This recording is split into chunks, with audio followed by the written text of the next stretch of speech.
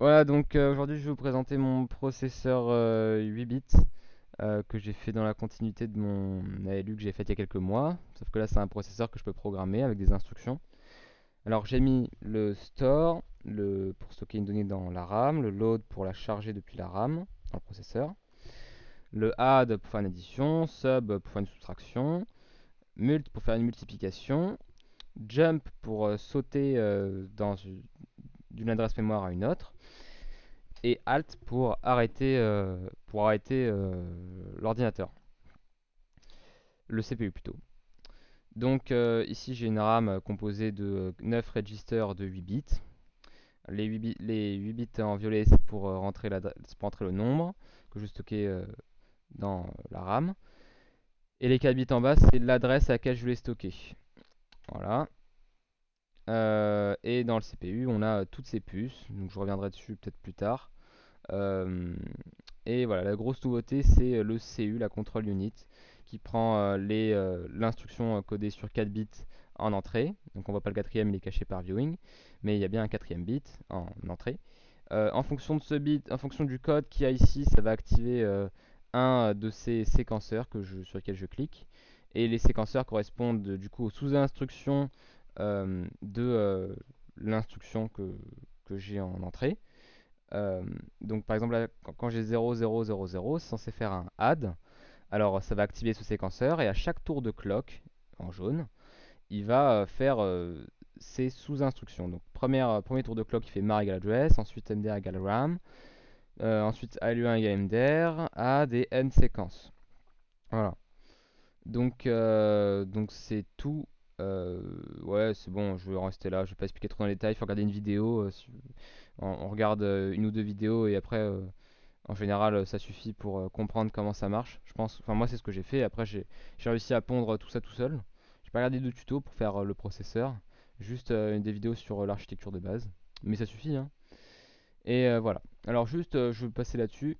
Cette puce It Took 4 Hours Plus m'a pris vraiment 4 heures, c'est pour ça que j'ai nommé comme ça. Voilà, c'est composé de une porte XOR et un T-latch. Ça m'a mis vraiment 4 heures à trouver qu'il fallait faire ça. J'ai essayé tellement de choses plus complexes et à la fin, bah, j'ai tilté et j'ai fait ça. Je vais pas expliquer exactement à quoi ça sert, mais c'est juste un switch en fait. C'est un switch, c'est un interrupteur en fait un peu spécial pour le démarrage de l'ordinateur. Voilà. Alors on va tester tout ça en écrivant un petit programme. Donc ici j'ai ce que je me programme. Alors, hop hop hop, mon objectif c'est de faire ce truc. Donc au début j'ai un register 8. Je vais multiplier par un autre register, le register 7. Voilà. Donc là, j'ai un résultat. Et ensuite, je vais faire ça 6 fois. Je vais faire register 8 moins égal register 6. Donc, le register 8, il est initialisé sur 15 en haut. Le register 7 sur 10 et register 6 sur 7. Alors, qu'est-ce que ça va faire? Au début, ça va faire register 8 fois register 7. Ça va faire 15 fois 10 égale 150. Donc, au début, j'ai 150 à la fin de cette multiplication, j'ai 150 dans le register 8. Ensuite, je vais faire 150 moins 7. Du coup, c'est censé donner 143. Et ainsi de suite, je vais faire ça 6 fois. Je vais faire 143 moins 7, moins 7, moins 7, moins 7. Donc on peut voir tout ça dans cette table de vérité. Donc le i ici, il traduit en fait chaque i, ça correspond à une fois que le register 8 s'est fait sauvegarder. Donc première sauvegarde, du coup sauvegarde 0, initialisation, register 8 il est égal à 15, voilà, parce qu'il est initialisé à 15 ici. Puis à la deuxième sauvegarde, enfin du coup à la première sauvegarde, après avoir fait la multiplication et la soustraction, il est égal à 143, 150 moins 7 égale 143. Ensuite, il est égal à 136, hein, on fait moins 7, moins 7, moins 7, et ainsi de suite. Et j'ai décidé de m'arrêter à i égale 6, où register 8 est censé être égal à 108. Donc normalement, si je laisse tourner mon programme 6 fois, je suis censé tomber sur 108. Donc là, j'ai la traduction en bas, ici, là, j'ai la traduction de ce code en instruction processeur. Donc à l'adresse 0 de la RAM, je vais stocker le load. Je vais d'abord loader le register 8 dans le processeur. Ensuite, je vais multiplier le register qui est stocké dans le processeur, en l'occurrence le register 8, par le register 7. Ensuite, je vais y soustraire le register 6. Enfin, je vais stocker, enfin presque fini, je vais stocker ce qui est en sortie du processeur dans le register 8. Donc je vais stocker ce nombre à nouveau dans le même register 8. Je vais écraser l'ancienne valeur du register 8. Et ensuite, je vais faire un jump 2.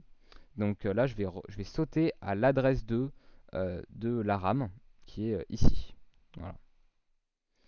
Et du coup, ça va encore faire un sub rec 6, store rec 8, jump 2. Ça va re-aller là, refaire ça, bam, jump 2, et ainsi de suite, 6 fois. Et en binaire, j'ai la traduction en binaire. Chaque instruction en fait a son propre code binaire. Donc load c'est 2 en binaire, donc 0, 0, 1, 0. Mult c'est 6, donc 0, 1, 1, 0. Store, jump et sub, ils ont aussi leur code. Et ce code d'instruction est toujours suivi de l'adresse du register avec lequel je vais faire cette opération. Ou juste ouais, c'est ça, d'une adresse. C'est une adresse. Donc là, par exemple, j'ai 8, donc ça correspond à l'adresse 8 de la RAM. Alors effectivement, on peut voir ici que je fais un load register 8. Register 8 qui est le 8e register de la RAM, à l'adresse 8 du coup. Donc ici, je vais bien stocker. Là, on voit bien qu'il y a un 8, quoi. C'est ça. En bas, on voit bien qu'il y a aussi un 7. Et ouais, là, on parle bien du register 7. Et ainsi de suite. Donc ça, c'est pas les valeurs, hein, ce qui est stocké dans la deuxième partie de l'instruction. C'est pas les valeurs qui sont des registers, hein. Un register 7, ça se trouve, il a un 2. Ça se trouve, il a même un 5, un 18. On s'en fiche. Là, je veux juste son adresse. Quel register je vais additionner. Et après, le processeur va regarder à cette adresse qu'est-ce qu'il y a. Et va, euh, va copier le résultat va copier le résultat. Donc je vais écrire tout ça sur Digital Logic Sim. Donc au début, on commence avec à l'adresse 0 de la RAM pour charger le register 8 0010 et 1000. Donc 0010, voilà, à l'adresse 0. Donc bam, je stocke ça. Ensuite, on a un 0110 011 010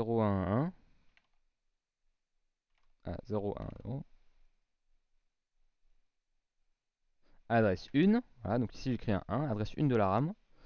Je stocke en appuyant là-dessus. Voilà. Ok. Ensuite, on a un 0001 0110 pour faire la soustraction. Voilà, soustraction à l'adresse 2, hein, du coup, c'est bien ça. Adresse 2, je fais une soustraction. Hop, adresse 3 maintenant, je vais faire quoi? Adresse 3, je vais faire 0011 et 1000 pour stocker le résultat dans le register 8.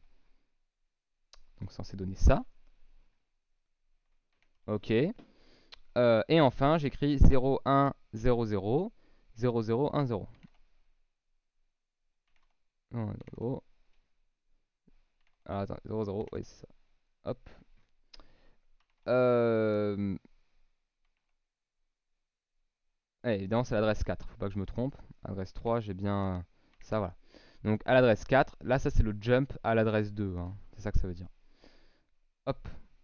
Alors non, j'ai écrit mon programme, mais il faut pas que j'oublie d'initialiser tous les registers, parce que pour l'instant, tous les registers avec lesquels je fais des opérations sont égales à 0. Donc le register 8, ici, il est égal à 15. Donc là, c'est un nombre que je stocke, c'est plus une instruction. Donc 15, c'est tout ça. Register 8 égale 15. Register 7 égale 10 normalement. Voilà, register 7 égale 10, on le voit ici. 10, qu'est-ce que c'est? C'est 9 plus 1, c'est ça. Donc je suis bien au register 7. Register 7, voilà. 8 plus 2, c'est bon. Ok, register 6 maintenant.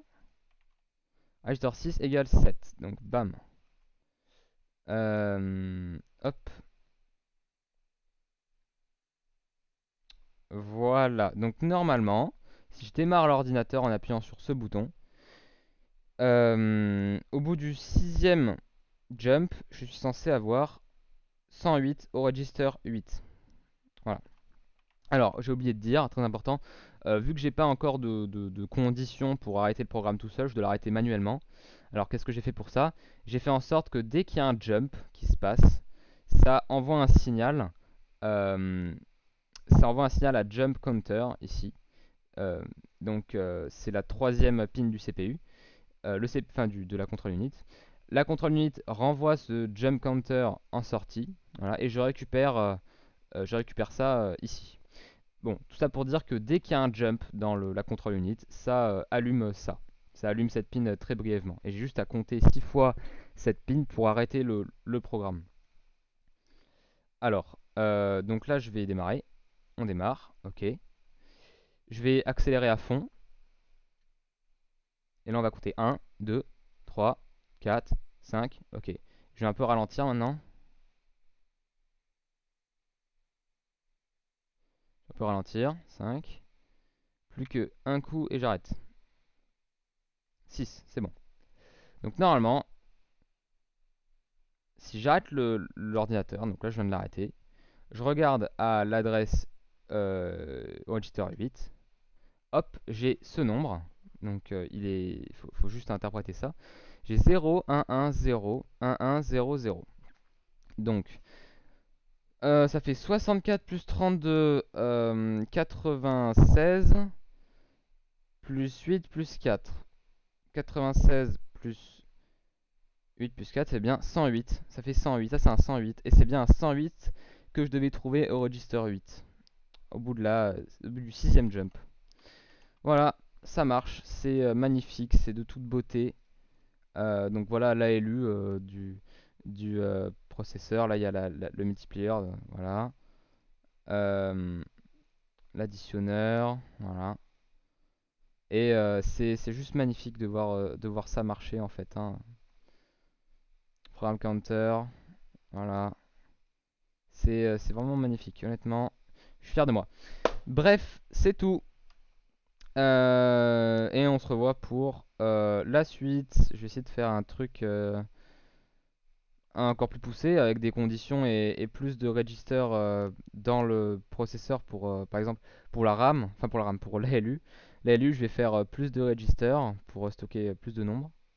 Et la RAM, je vais l'améliorer évidemment. Là, c'est pas assez 9 nombres. Mais voilà.